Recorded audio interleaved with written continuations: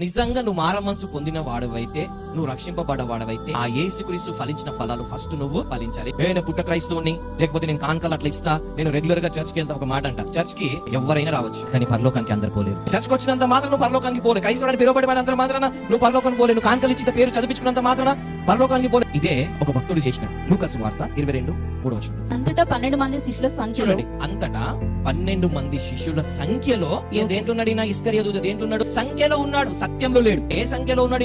యేసు ప్రభు శిష్యుల సంఖ్యలో ఉన్నాడు కానీ దేంట్లో లేడినా?